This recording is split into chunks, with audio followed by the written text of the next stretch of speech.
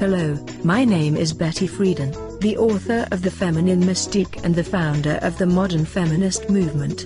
The story that I am going to tell you today will show how male-biased our society is. In the majority of monotheistic religions, God is portrayed as a male being. When we refer to God, we use the male pronoun, he. If the supreme being is a male, as it is in Christianity, Judaism, or Islam, and there is no female supreme being, obviously, females are inferior. This concept paved the way for male bias in our society. It took enormous effort, passion and determination of several courageous women to acquire some basic rights. We are also going to show that the fight is far from over. Here are a few examples of how oppressed women were. A young girl was considered to be a property of her father, and upon marrying, a property of her husband. A woman was a subject to corporal punishment if she was suspected in infidelity, or if the husband simply wanted to discipline her. Sex within marriage was considered consensual by default. There was no such thing as marital rape. Woman couldn't bring a lawsuit without her husband filing it on her behalf.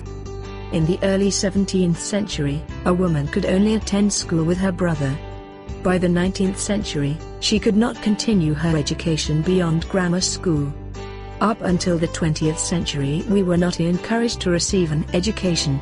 As a result, women were restricted in their employment opportunities to the service roles, maids, seamstresses, cooks. We as women used to conform to being subjected, but as we evolved, we learned to fight for our equality. Here is a timeline to illustrate that. In 1848, the first Women's Rights Convention is held in Seneca Falls, New York. In 1869, Susan B. Anthony and Elizabeth Cady Stanton form NWSA, the National Woman Suffrage Association. The primary goal of NWSA was to achieve voting rights for women by trying to amend the Constitution. In 1916, Margaret Sanger opens the first birth control clinic in the United States. The clinic was shut down 10 days later, and she was arrested. In 1923, she wins support through the courts and reopens it. In 1920, on August 26, the 19th Amendment to the Constitution, granting women the right to vote, is signed into law by the Secretary of State Bainbridge Colby. In 1921, Margaret Sanger founds the American Birth Control League, which evolves into the Planned Parenthood Federation of America in 1942. In 1960, the FDA approves first birth control pills. In 1963, my book, The Feminine Mystique, gets published, becomes a bestseller and starts the modern women's rights movement. In 1963, on June 10, Congress passes the Equal Pay Act, making it illegal for employers to pay a woman less than what a man would receive for the same job. In 1966, the National Organization for Women is founded by a group of feminists, including me, Betty Friedan, and becomes the largest women's rights groups in the United States. On June 23 of 1972, Title IX of the Education Amendments bans discrimination in schools. As a result, the enrollment of women in athletic programs and professional schools increases dramatically. In 1973, in Roe v. Wade, the Supreme Court establishes the woman's right to a safe and legal abortion. In 1976, the first marital rape law is enacted in Nebraska, making it illegal for a husband to rape his wife.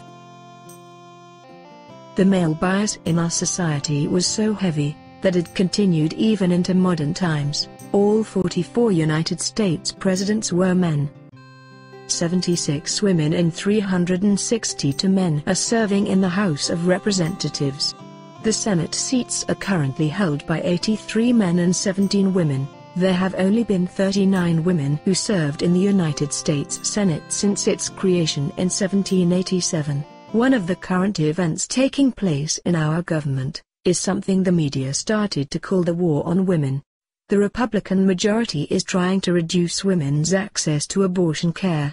A bill, proposed in South Dakota, would make it legal to murder a doctor who performs abortions. Another bill, currently under consideration in Congress, would allow hospitals to let women die, rather than perform an abortion necessary to save her life.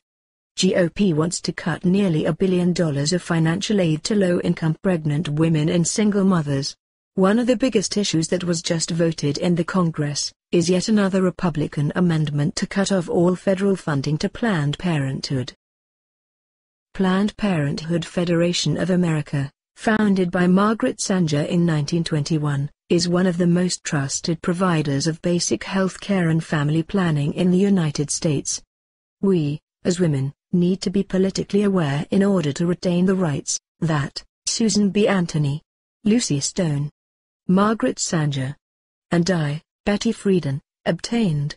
We cannot let a male-biased society decide what our rights should be. We need to make our voices heard.